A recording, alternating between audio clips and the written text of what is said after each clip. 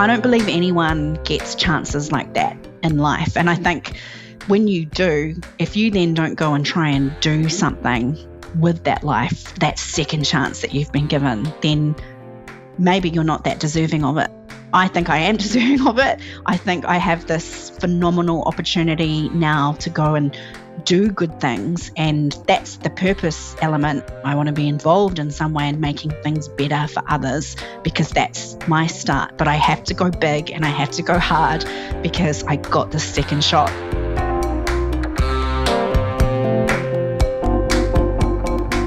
Here's a question for you. What if your leadership was about recognising and acting on the second chances you've been given? Worth thinking about, right? Hi, I'm Digby Scott, and this is Dig Deeper, a podcast where I have conversations with depth that'll change the way you lead. And in this conversation with Sarah Manley, who's Chief Executive of Mighty New Zealand, we explore how personal challenges can become a driving force for positive change. If you're struggling to find your purpose or wondering how to lead more authentically in challenging times, you'll love listening to Sarah's profound insights on transforming personal obstacles into meaningful leadership. Let's dive in. Hey, Sarah, welcome to the show. Thank you, Digby. It's so nice to be here. How's your week been? It's actually been really good. And I say actually just because the last few weeks I've been running around like a headless chicken, and that gets really draining and cumbersome. I think we all know that feeling after a while. So just to have a week where there's a bit of intention and purpose and calm brings a whole new meaning to finishing strong on a Friday.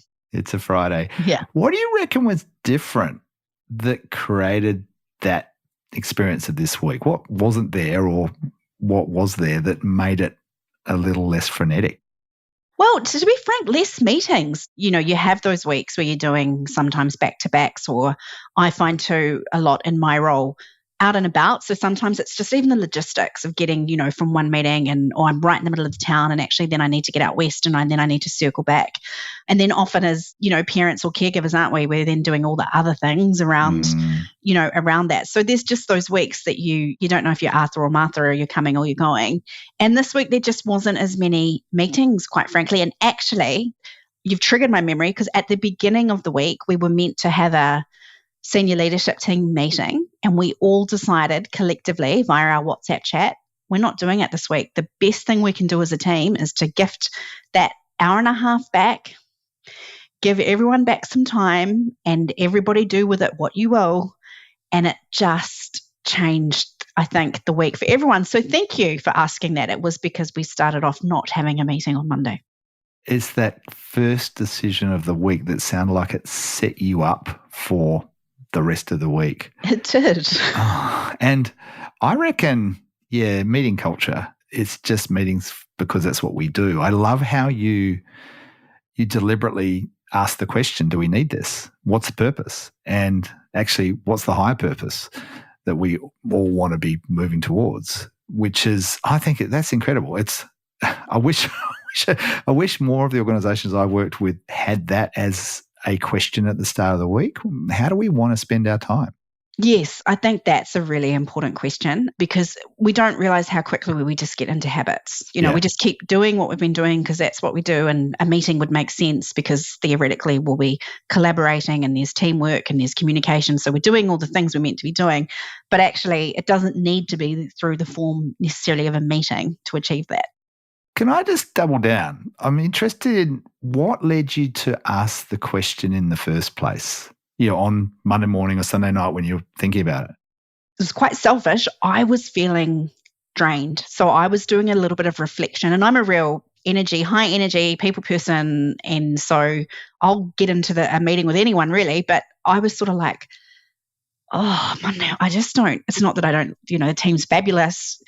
I don't know, that sort of feeling of, well, if I don't want to go and do that, they probably don't want to go and do that either.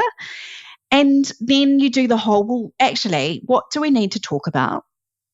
And then you're like, actually, there's maybe two people that involves, and I can give them a phone call. There you go. Everyone's looking a little bit flat. Everyone's looking a bit over it. Everybody was really happy. So I think it's listening to that little inner voice. Yeah. Isn't it interesting, right? We're told to listen well to other people, but it's actually the first person we need to listen to is ourselves.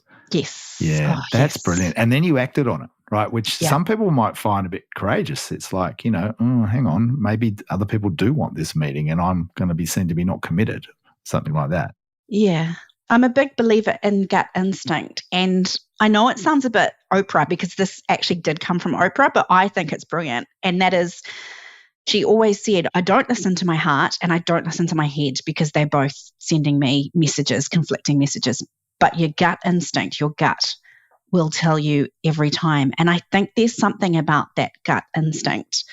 If you're feeling it, it's sending you a message and you need to really listen to what it is. How do you know the difference between your gut and your heart? Because I sit and I go, is that a physical feeling? How do you discern that? Because I think that'd be useful for me to other people to understand. How do you do that? That is such a good question. For me, though, my reaction to that is, and I'm definitely someone that thinks with their heart. I know that. Thinks with their heart. That's a great way to put it. And I've made some brilliant decisions that way, but I've also made some absolutely terrible ones. And I think the difference is it's because something's in front of you, you're using your love filter, but there's just that feeling like I'm taking a risk here, but it's for love, or I've made it through love, therefore love is the answer. No, it's not. It's a feeling. It's just a feeling. So I think there is something about just going, actually, I'm not listening to this and I'm not going to listen to this either, because this can send funny messages to you at times too. Many times it will send funny messages to you, but you gut that feeling in your stomach of this is the right thing to do, or we just have to be brave and listen to it. And I wonder whether there's an in-between bit between this is the right thing to do and this is the wrong thing to do. And in between there's this, I'm not really sure. I'm just going to have to sit with this tension for a while. I'll give you an example. So I'm moving house in about less than 2 weeks. I love where I live. My partner and I, we've been together a while, but we haven't lived together, and we're moving in together, and we're going, okay, let's get neutral territory, right? Let's get a new place. So I'm going to rent this house out where I am now. I've had all of these mixed feelings, whether they're gut or heart, I'm not sure, about the move. And I've been really honest with my partner about that. And we're moving and I'm looking forward to it. And I'm also noticing there's a grieving, right? And there's all of these different things that are going on for me. And rather than try to solve it, I'm just being with it and noticing, actually what I'm noticing day to day is how it slowly changes. And some days it's more heightened and other days it's not. And I'm just sitting with it. And I'm wondering whether for leaders, and I'm wondering how you sit with the maybe not resolving it straight away and making a call on it, and whether that's something that you're familiar with. Yeah. Oh, wow. Gosh, that's really, really powerful, Digby, and exciting. I've learnt you must sit with things. It's fundamentally important. And sometimes it's all you can do, because actually, that moment where you're sitting there, like looking around your house going, oh, and now I'm leaving and I'm really excited to move in with someone else. But actually it's also like, oh my God, we're moving in together. This is a little bit exciting, but scary exciting. And there's all these range of emotions coming at you, and you're doing the whole I'm looking forward, but needing to also maybe honor where you've come from and what's got you to that place. And I think you do have to sit in it. I have been someone in the past, definitely a fault of mine is I've acted too quickly, because I'm an emotional person and I feel my emotions and I wear my heart on my sleeve. At times I've made decisions too quickly because I've acted impulsively on that emotion. But at other times that served me well as well, because you're in the moment and you're true to yourself and you let it out and you go with it. But there is a real art to sitting in something, letting it wash over you. That's a great way to put it. Taking the time to go, actually, the next thing I need to do is this, or actually I don't need to do anything. It was a moment. I've gone through that moment. I'm moving on to the next part. What habits or rituals or practices do you have that lets you, A, recognize that, oh, this is something I need to sit with rather than decide on, and B, lets you stay with the tension? How do you practically do that? Yeah, there's two things probably in the last couple of years I've really adopted, in the last year in particular, that's been a game changer for me.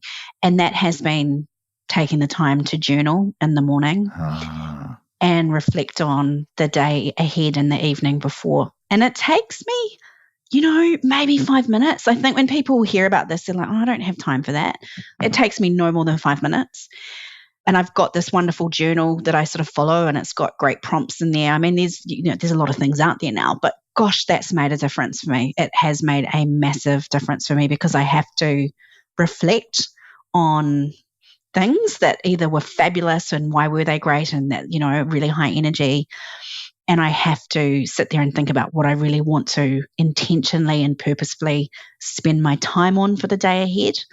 And just doing that exercise has really made me think deeply about not what I want to do that day, but who I want to be. Oh, wow. Tell us about that, who you want to be. Yeah, this would be the second part, I guess, about another habit is I've just started to read and listen and take a real interest in people who are exceptional. And there's a range of them, not just nationally, but internationally, and I'm not talking about the Oprahs of the world, but I listened to this amazing podcast last year with, actually, ironically, it was Sir John Kerwin, but it was Gilbert Enoka.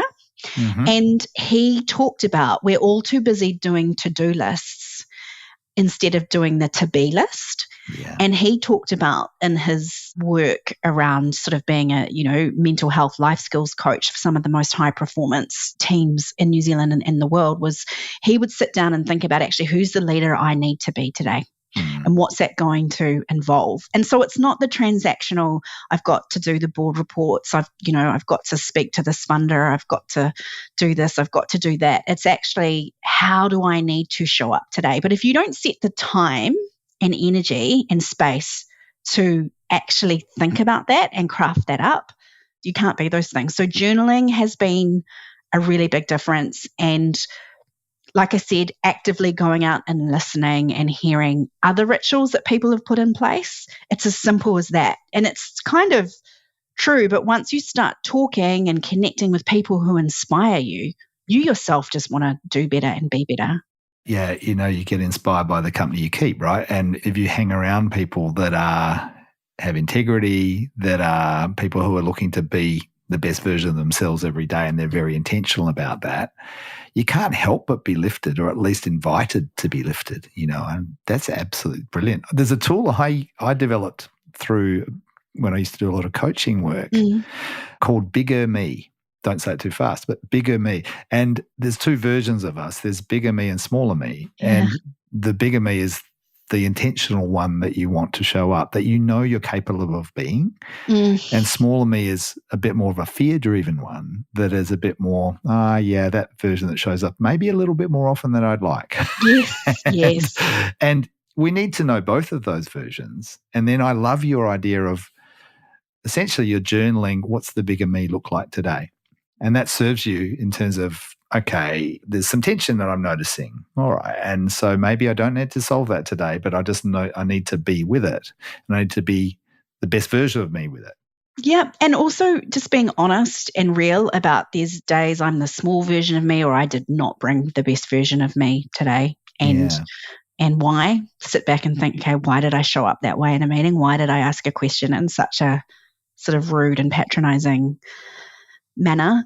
And just work through that and have that moment, okay, I did it. It was wrong. I need to reach out to that person and have a conversation and apologize or work that through. But I don't have to be that. I can be different tomorrow, and that's okay. Yeah. There's a lot of self-compassion in that. You're not beating yourself up. You're acknowledging that maybe you weren't your best version. Yeah. And you're like, all right, and I can keep improving. I can keep changing. Yes. There's a lot of intentionality in that as well, like your whole story then about sitting in the morning for 5 minutes, being intentional about who you want to be today. When I reached out to you, it's because you struck me from what I was reading about you and noticing is on your LinkedIn profile, for example, it starts with, I'm a purpose-driven leader. And I love working with people like you. And when we talked before we decided to record today, a couple of weeks ago, I learned a bit about your origin story, and I can't help but think that there is a link between your origin story and the purpose-driven leader that you are today. Tell us a little bit about where life began for you, and it's a long story, right? How you got here today. But I'm curious about your early years, or your early weeks, in fact, and those early shaping forces and how they've shaped your sense of purpose and identity. Sure, yeah. So yeah, I definitely have an interesting, I guess, origin story, and that is that I was born in Chile, Santiago, Chile, and I was adopted out at 5 weeks old. My mum, who adopted me, she's a Kiwi, and our dad, who has since passed, he was an Aussie. And they have 3 natural-born sons who are all tall and blonde, and then there's me. And I'm actually in the middle. There's actually, a natural-born son after me, Is he Simon. tall and blonde too? He's tall and blonde as well. Everyone's tall and blonde. So people who can't see us talking, you're not tall and blonde. You might be tall. I'm not sure. I'm not tall. I'm very short.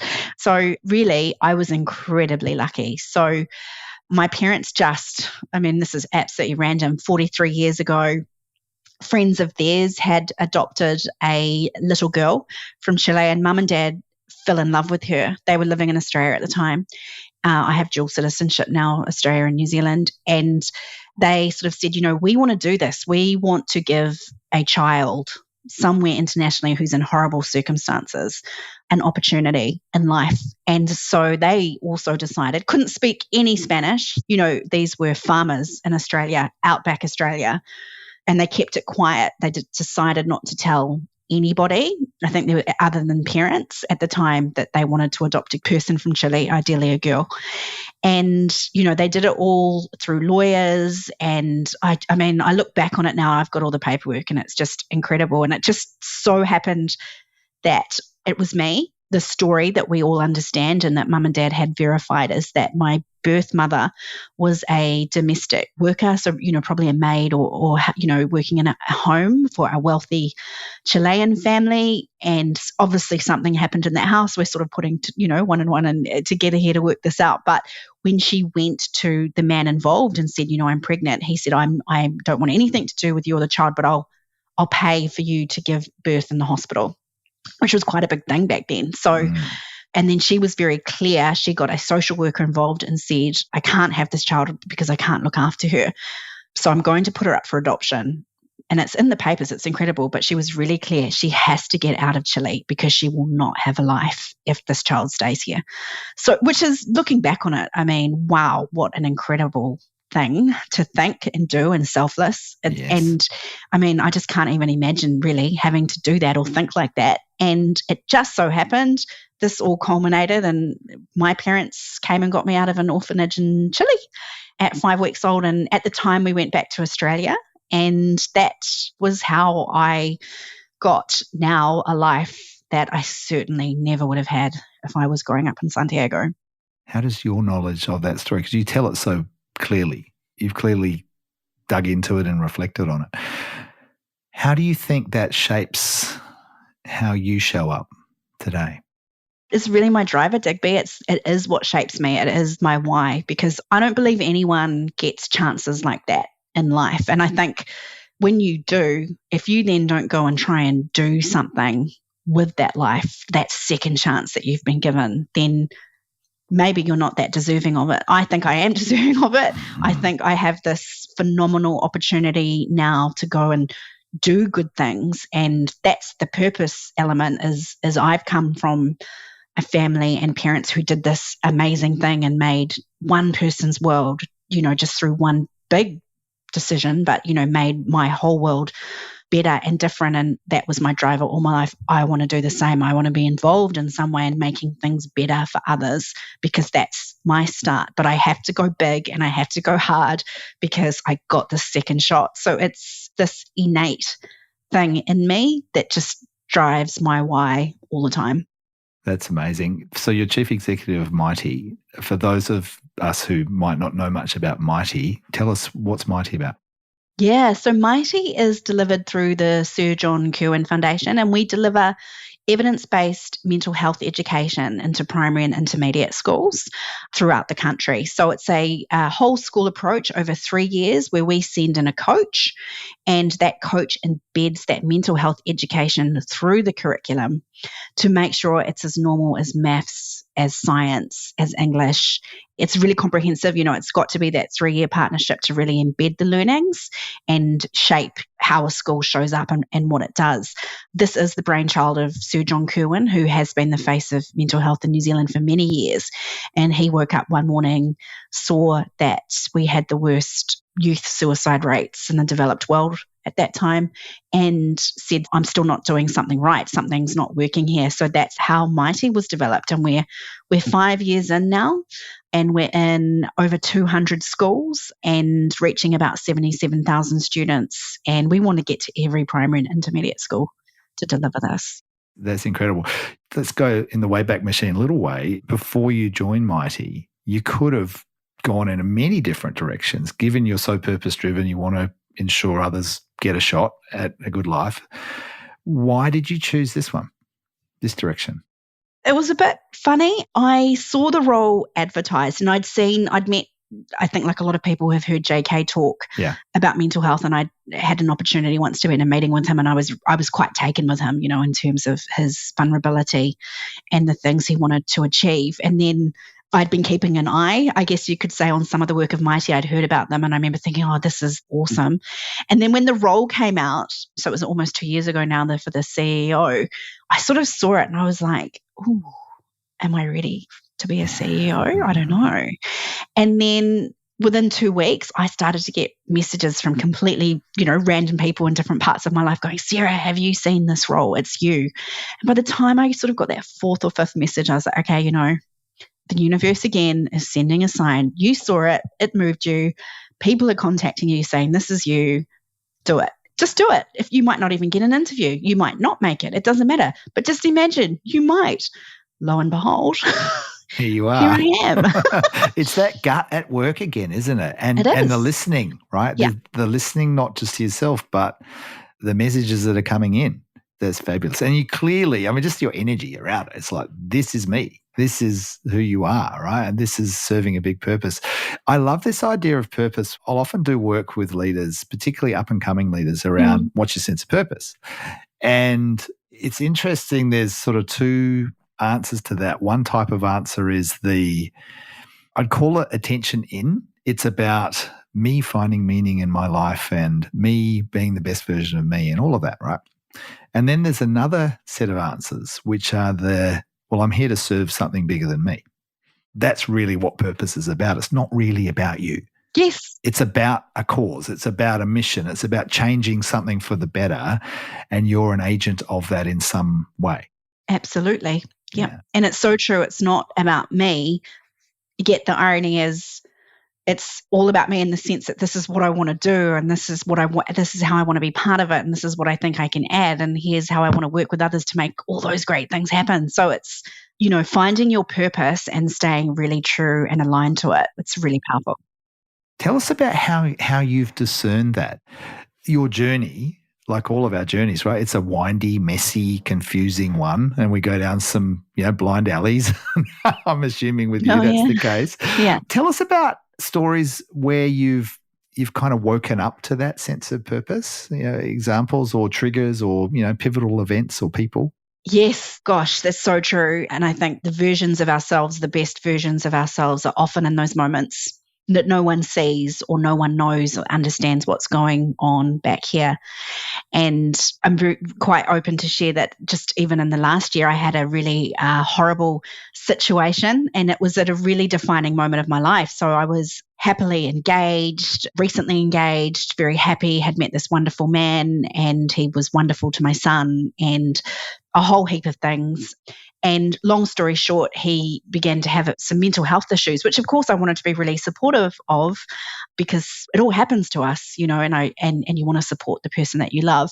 There was months of some really poor behavior, I guess, which I thought was mental health, but actually as things were unpeeled, it was a lot worse than that. And there was a lot of lies. Essentially, there was a lot of deceit and toxicity that was happening. And it all happened around me. And, you have that moment of waking up. I woke up one morning and went, oh my goodness, like the rug is literally being pulled now right off from under my feet. This man isn't at all who I thought he was. Like in fact, you've been sold a complete story here. There's no truth at all in this version of this man and this life that you thought you were just about to have, and you've planned everything around it, like big planning and buying a home and moving a home and the big thing, opening your child's life to somebody else and letting that person in to the person that you love the most. So, and at the same time, I was trying to lead an organization, trying to lead an organization through a really difficult time. I think everybody knows the last 12, 24 months in New Zealand, no matter what sector you've been working in, no matter what you've been doing, it's been hard.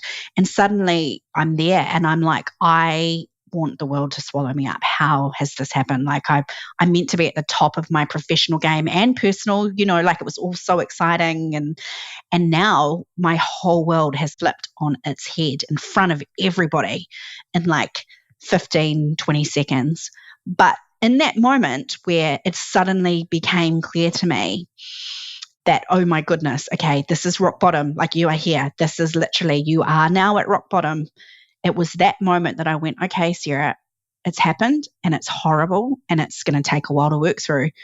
But you were called for bigger things than this moment. This moment is not going to define me. This is a horrible chapter and I can close it and I can close it gracefully as I work through it.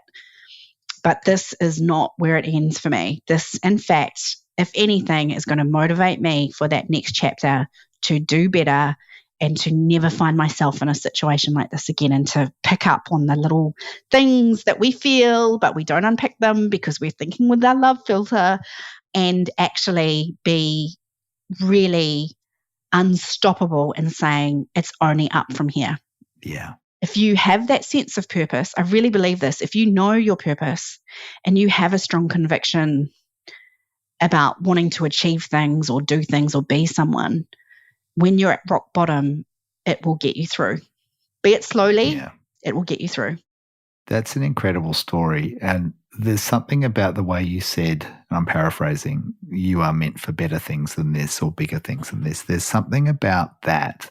You said that to yourself, that reminder or that permission or that invitation, that just opens up possibility in front of you. And also that when you're talking about rock bottom, you can't go any further down. It's rock. And so there's only one way from here, which is up and towards a bigger thing, a better thing. That's an incredible way of operating. That can't have been easy, though, to be able to say that to yourself. How did others help through that period? It was incredible. And I do always reflect, Digby, and I'm a very lucky person. When I realized suddenly what was going on and that it was actually dangerous on a whole range of levels and something had to be done, I was very lucky to have the education, the money, the support network to get me out of that situation and put things in place that needed to be put in place. And I shudder to think that you do realize that things such as domestic violence and psychological abuse and, a whole range of things can be happening to people. And there's so many people that can't get out of that situation actually, because you suddenly realize, well, actually, if you don't know how to and you don't have people to get you through it, how can you? I learned a lot during that time, Digby, because I had to be real. I had to be honest. I had to sit and go, okay, this really horrible thing has happened, but you're in a leadership role. You're in a really important organization doing important work. So now you have to lean in to the people who love you, both personally, and the people who care for you professionally. And I just have to be honest, and I have to be real, and I have to tell people that this has happened. Yeah. I have to tell people that I'm going through something really gnarly and I'm going to have good days and bad days, but I'm going to be here. And then I just had to be, in terms of other people, this is where you, I think, often see the best of people, because I was so lucky to have a team that said, you know what, Sarah, we've got this. We've got it. Yeah. So you just hand over what you need to hand over to us and we've got you. And they really, truly did. That was the board. That was JK who rang me one night. And when I told him and he listened, and I'll never forget, he said, Sarah, do you want to go somewhere with your son for a few months and work from there? Like, would that help if you just physically get out of your environment for a while and just go work somewhere else? Of course I joked, Greek Islands would be fabulous. But just being honest and telling people and just being real and vulnerable and saying, this really crap thing has happened. I'm sorry, this is how it is at the moment. Everybody was just there for me. Family, friends, colleagues. And I think if anyone was listening to this podcast now, and, my advice would be when you're at rock bottom, please reach out to others. Other people really want to help. They really, really do. But people can't help if they don't know what's going on for you. That's it. The word that comes up for me is acceptance in two forms. One is acceptance of the situation, which is this has happened. Can't change that, right? Got to accept it. The other one is acceptance of others' help. And that means some vulnerability from you. It's interesting that you were attracted to JK's vulnerability. Earlier on, you said that. And then it was about you having to demonstrate vulnerability at a really tough time in order to allow others to come in and accept their help. And, yes. It's interesting. This idea, I don't think we need to get to rock bottom to experience the help of others, right? There's something really powerful about knowing that you can't be the hero leader who's just going to grit it out and, love your team story that, hey, we've got this. There's a saying I often use which is build relationships before you need them. Yeah. So true. Have that relationship there in a way that at some point you're probably going to need to draw on the goodwill that the other has. But it doesn't have to be a crisis time, right? No. It can be any time. How do you think about networks of relationships as a leader and how do they serve you, not just in the crisis time? I think that everything. I think connection with others and networks is fundamental for a few reasons. I think if we're honest, it's how stuff gets done in New Zealand. Like, it doesn't matter how savvy we think we are or we're really good at this or really good at that. In New Zealand, there's a really big element of, but I knew this person who knew this person that linked me into and it opened the door. There's so much of that, which I think is really powerful if used in the correct way for the right things. So I think connections are incredibly important. And then I just think having a group of people, especially if you're in a leadership role, I've certainly learnt a CEO role is lonely. Everyone told me it would be, and it is, and it's true. Can I just ask about that? Why is it being a CEO lonely? I think we all hear that. How is it lonely and why is it lonely? Here's my theory. There's things a CEO I can't tell the board or don't want to tell the board. And I say this openly, I'll share this with the board. Because, it's not the right time or it's a 3 a.m. thought, but it's a 3 a.m. thought that keeps coming up at 3 a.m. for months and months. You're like, okay, I'm not ready to talk to the board about that yet. Or I have to position that differently with the board. And there's also things you can't tell your staff. Yeah. It's just the reality of, because there's things that you see and and you're filtering out because you're being told this, but you're having conversations over here and you're also hearing this, and then you're externally hearing things and so everything's coming to you. And then of course you have to make informed decisions about all those things that and base that on where the organization wants to go and what's the right thing to do next. But there's things you can't tell, I heard that, or this is just things that you are sitting on that actually only you alone are sitting on. I've got this visual in my head of a triangle that's upside down above you and then another one that's the right way up below you, and you're this pinch point in the middle where you've got to hold information and the emotion that comes with that, and there's nowhere else you can go. You're kind of like this little pinchy point there. Very much a pinchy point. And I think also what I've learned about being a CEO is the paradox of actually nothing is about you as the CEO, but yet everything is, because at the end of the day, it sits on you, but actually everything that you need to deal with on a daily basis is really nothing to do with you. It's about the higher purpose and your team and your people and wanting to deliver results on your strategy. But if you aren't showing up or you can't do those things well or whatever's going on for you, then none of those things happen. And I think that's the other lonely thing about being a CEO. It's not meant to be about us, but so much of it ends up being about us. That's interesting. We started this part of the conversation with how do networks serve you, support you. Yeah. So and then you said it's lonely. So let's come back to that. So how do others in your network play a role? Yeah, so I was so lucky that when I started this role, part of the package was actually to be part of a connected leadership group, which Nice. so I had an executive coach, which was brilliant. My goodness, and you don't have to be in a CEO role. Everybody get a mentor. Everybody get someone that you can call and talk about anything with.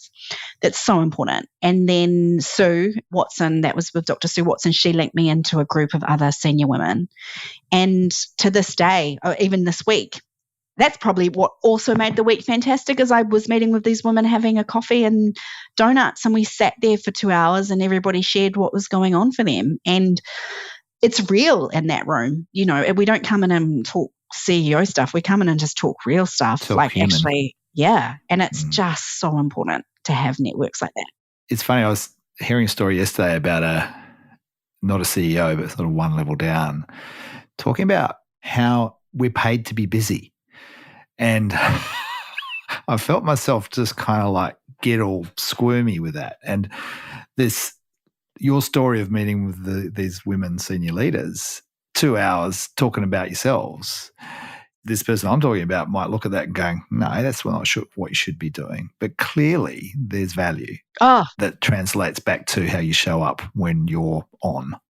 There absolutely is, because if you don't have a space, I think, in a leadership role, especially a CEO role, where you can talk about some of that real stuff, I think all of that starts eating away at you, and you if you're too lonely, and then you're not making great decisions, and then it impacts everybody, right? So you as a leader need to have a network that makes you a great leader and is also there for you when you're having moments where actually I'm struggling to turn up to be a great leader, and here's why I think that is, or here's what's going on for me. Can someone just help me out here? So I think those things are incredibly important. I would add, actually, through those connections, a number of amazing work things have happened as well. And that's what I mean about connections in New Zealand. So yes, some people might go, well, that was 2 hours eating donuts and you're meant to be a CEO and you're getting paid good money to deliver stuff for us. But actually, there's a number of big, exciting work-related things happening for Mighty within that group. So that's the power of connections. Absolutely. Beautiful. I'm curious, as you've been talking, I'm wondering about how your view of leading and being a leader and leadership has evolved over your career, early days to now. How's your perspective on what it means to lead shifted? Oh, yeah, hugely. I think if I'm honest, Digby, I came into leadership roles quite fast. I'm not saying by accident, because I don't like that word, but I got a lot of opportunities very early in my life to step into leadership roles. And so I learned a lot by not necessarily doing the right things along the way, but they're always good lessons. I always say that you learn stuff. I think at the beginning, I would have said leadership is it's about me. I think I would have said that if you'd asked Sarah 10 years ago, well, it's about me.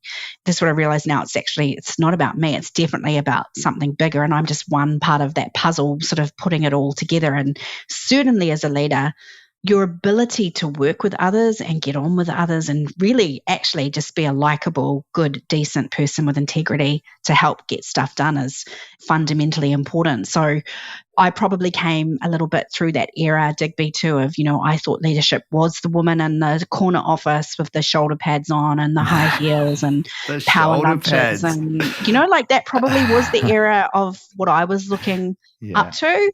And then you get there and you're like, okay, it's not really anything like that at all. Thank goodness. It's interesting, right? You said I got a lot of early opportunities to lead. I think those opportunities are everywhere. And I've got this little theory in my head that because you cultivated a sense of purpose because you'd had a second shot at a good life, right? And I suspect that happened quite early, that awareness, that those opportunities weren't just there, but you grabbed them. You leaned in because of this sense of, no, this matters. I want to make a difference. Now, that's a theory. How accurate am I with that? I think it's very true. I think it's very real. And I don't know, I guess the second part to that is I don't know why some people are like that and some people aren't. But I actually remember being a very young girl. We went on a school trip to the zoo And I remember when we were coming back from the zoo, I walked up to the teacher who was sitting at the front of the bus and said, can I please write a story for the school newsletter about the zoo trip? And the teacher was like, oh, do you want to? And I'm like, yeah, I want to share with everyone what I thought of the zoo. I don't know where the idea came from. The teacher was like, yeah, we'd love that. So I remember I sat down diligently and I wrote a little story and it got printed in the school newspaper, Sarah. But then I just became that person then that was like, oh, the thing happened at school. Let's create a club. Let's create a committee. Let's create a group of people. To be honest, I don't know where any of that came from, but I always saw opportunities, or I saw spaces where I could see an opportunity open. Yeah. And I always wanted to be in that space. Yeah, and I suspect that will carry on. I love it. If you were giving advice to younger people looking to lead, what advice would you give them around how to discern that sense of purpose? What practical things can someone do in their 20s or 30s, say, or maybe even older, or maybe younger? What do you do to kind of tap into that? You have to go out and look for different opportunities to be involved in the areas that you have an interest in. Because even in that process, you will find there's things within there that actually aren't you or that you don't like. Yeah. And every time that happens, it creates even more of a sense of who you are. Because when you have an experience, you're like, actually, I didn't enjoy that, or actually, I went and volunteered for blah, blah, blah. I turned up at this organization. I thought it was really cool, but actually I did a volunteer shift there for a few weeks and I really didn't like it. It wasn't me. That's fine. That's okay. That doesn't mean that you don't have purpose or your purpose was incorrect. It just means that there was something there that wasn't for you. So I think you've got to get out and meet different people, reach out to different organizations. And this is a hard thing because I think when you're young, if I'm honest, you're still trying to find out who you are as a person. Yeah. So I always say, like being confident in who you are and the value you can bring to the table, stand in that really firmly and be like, actually, I am clever and I am smart and I've got these things to offer and I really want to contribute in some way, and not to be shy about saying those things. There'll be others that will say, oh, they don't like that sort of attitude in young people. But I think no matter what age you are, no matter where you are in life, when you're trying to work out who you are, just bring the best of yourself to the table. It doesn't have to be perfect, but you will have something that is worthy of contribution, that is worthy of more. Yeah, and reminding yourself of that. So an exercise I do, it's in the Changemakers book, which is a lifeline review, which is you sort of draw a horizontal line on a piece of paper, and on the left-hand side, you draw a vertical line. So you kind of like the vertical line's been split by the horizontal halfway. And you just plot, you go back over your life and you go, well, above the line are the highlights, like the great experiences or times that I had. And then below the line are the lowlights. Like, what are the times that weren't great for me? Yeah. And then asking the question, you sort of then, you put these little X's or dots, just over a timeline. And then you just draw them, you join them with a line together. You sort of have this lifeline. And then you ask the question, what was going on for me with the highlights? And what were the common things that I was doing? Maybe it was the places I was in and the people that I was around. What do they all have in common? And then you do the same with the lowlights, but the question is, what was missing? Yeah. And from there, you get a sense of, I'm at my best and I'm making a difference when these things are present.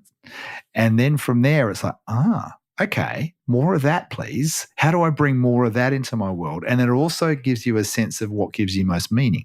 Yes. And I think when you can lock into that stuff, then you can show up and go, all right, this is how I add value. This is who I am when I'm at my best. Whenever I've done that for myself, particularly in dark times, it's just reminded me of, oh yeah, I know, I've got stuff to give. Has that failed you ever? I don't know if it's failed me. It's more of it informs me. I don't think it's the truth. It's more, here's a way of reminding myself. And what I'm actually trying to get is not a head answer, but again, coming back to gut. It's like reminding myself of that first time when I did Camp America and I ended up discovering that I was a real leader. And that was a really early thing for me to learn. But when I reflect on a particular time, I remember we're playing basketball or something and I just ended up it was like the first day, and there's all these people who didn't know each other, and I just noticed that they were gravitating around me for some reason as we were teaming. And I'm like, what's going on here? And I still feel that in my gut now. It's like, oh, I bring something magnetic to certain situations, and I now own that, and it's like that helps serve me. Yeah, so I don't know if it's failed me. I think it informs me and reminds me. Again, it's the foundation to operate from as a leader.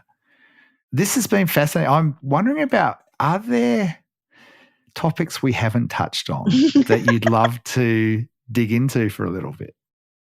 I'm quite interested because I had mentioned this to you, I'd sort of been lurking around a little bit on your LinkedIn page for a while. So when we did connect, I was sort of like, oh my goodness, wow, this is really amazing.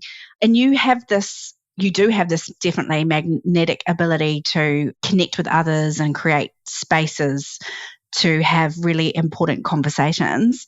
Of all those conversations you've had, what's the most important thing you've learnt about yourself from a conversation with someone else? That's a big question. I don't know if I've ever been asked that before. What's the most important thing I've learnt about myself? About yourself, but through talking with someone else, having a conversation with someone else.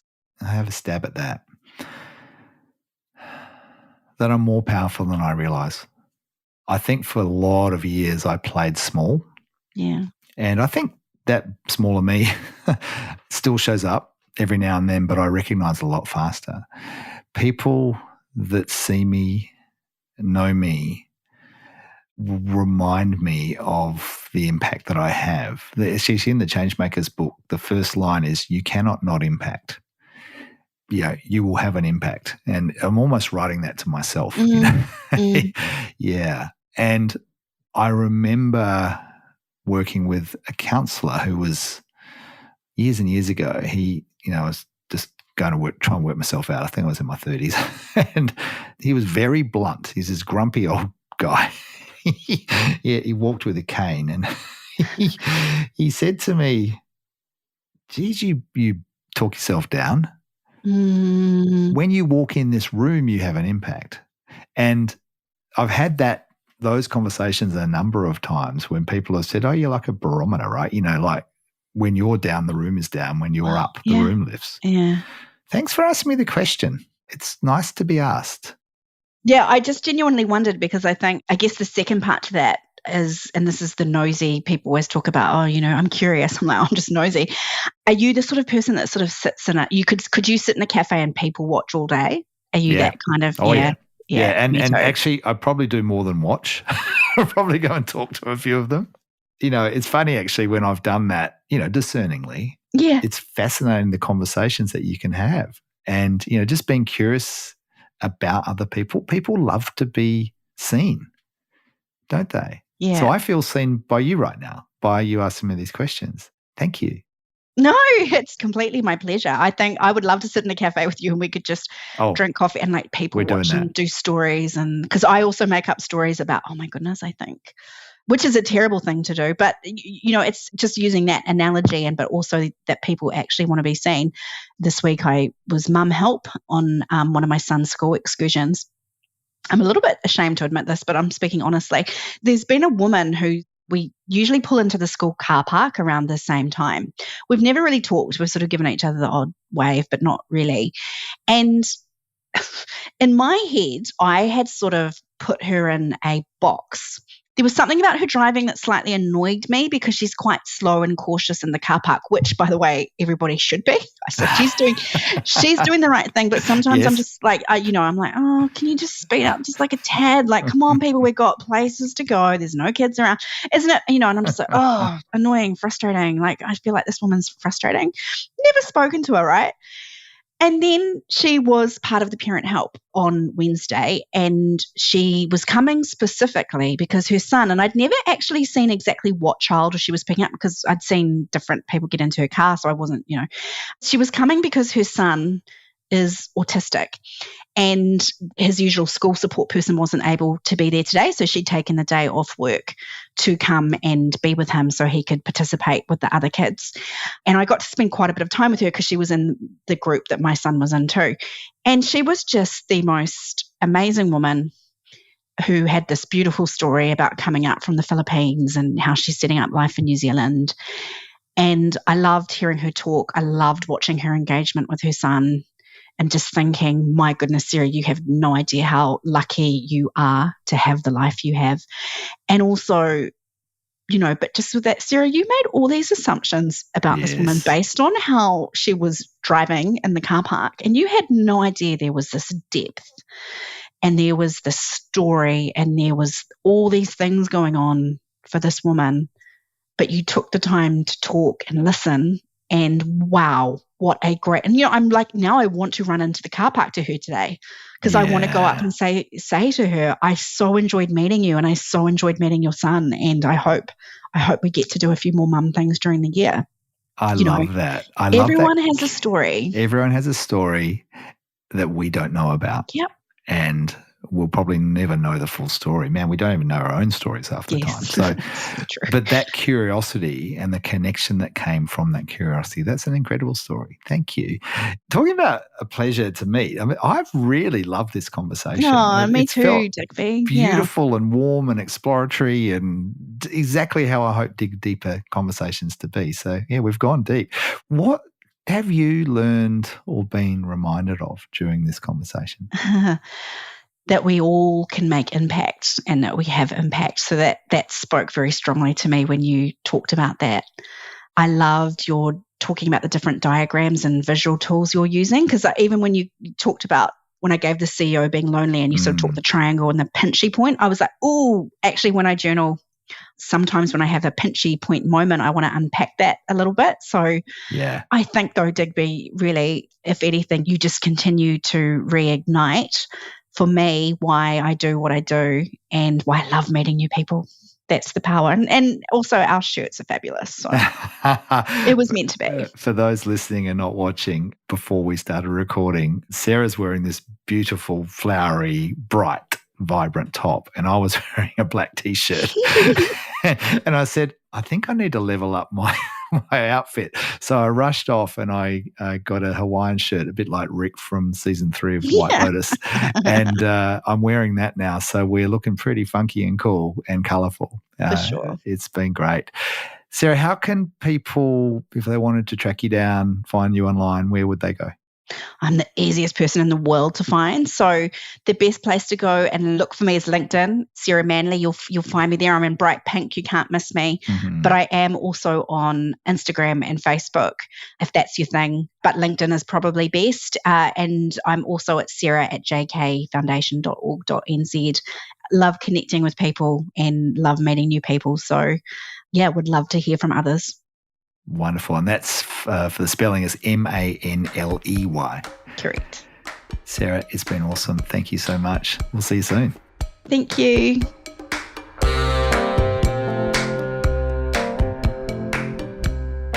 After this conversation with Sarah, I'm reflecting on her sense of self-belief that she's built, she's earned, she's claimed during her time on this planet. But also, she hasn't done it alone.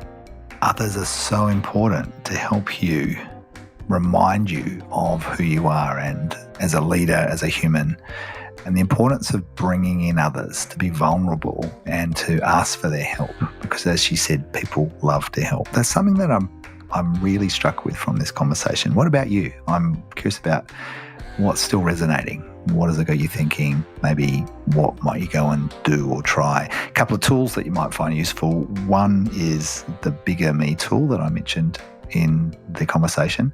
I'll put a link to that in the show notes, as well as another tool I've developed called the Network Leadership Diagnostic, which helps you get a sense of who are the sort of people that you need in your network and who do you already have and how do you leverage those relationships in a mutually beneficial way. It's a really useful tool, one of the most popular tools that I have developed.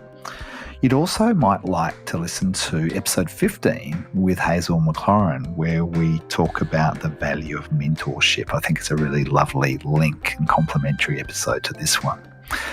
I would love it if you could like and subscribe to the podcast in your favourite app, and ideally I'd love it if you could give us a review too, and that just helps spread the word even further. For now, this is Dig Deeper. I'm Digby Scott. Go well, and we will see you next time.